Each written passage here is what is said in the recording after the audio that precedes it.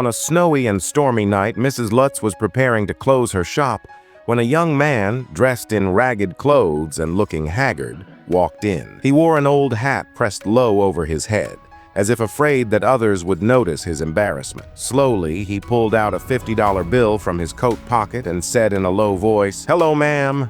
Could you please get me a hot dog and a glass of milk?" Mrs. Lutz took the bill and immediately realized it was a counterfeit. She looked up at the young man again, noticing that he lowered his head even more, looking ashamed and helpless. She cautiously asked, "Sir, could you use another bill instead?" The young man instantly became nervous and stammered, I don't have any other money, ma'am.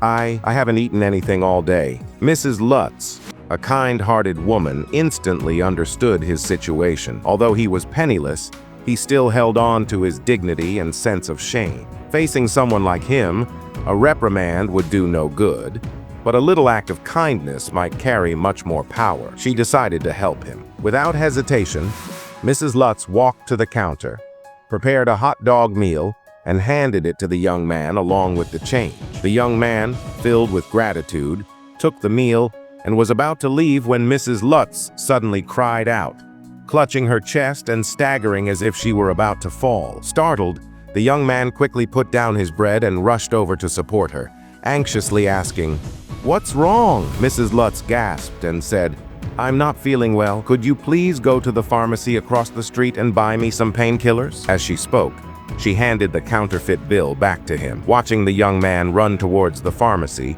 Mrs. Lutz quickly dialed the phone of the pharmacy opposite because it was owned by her brother. She explained the situation and then hung up, silently praying that the young man would return. She believed that a truly kind and responsible person would not be abandoned by God. Soon, the pharmacy called back and confirmed that the young man had bought the medicine but did not use the counterfeit bill. Mrs. Lutz breathed a sigh of relief. That night, the young man stayed by her side until dawn. The next day, Mrs. Lutz, grateful for his act of kindness, sincerely invited him to stay and help run the shop. Years later, with the young man's diligence and wisdom, the shop developed into a large retail supermarket and opened many branches. That young man became the famous American retail tycoon, Mr. White. This story tells us that kindness is a powerful force, like a ray of light that can illuminate someone else's hope. Keep the kindness in your heart,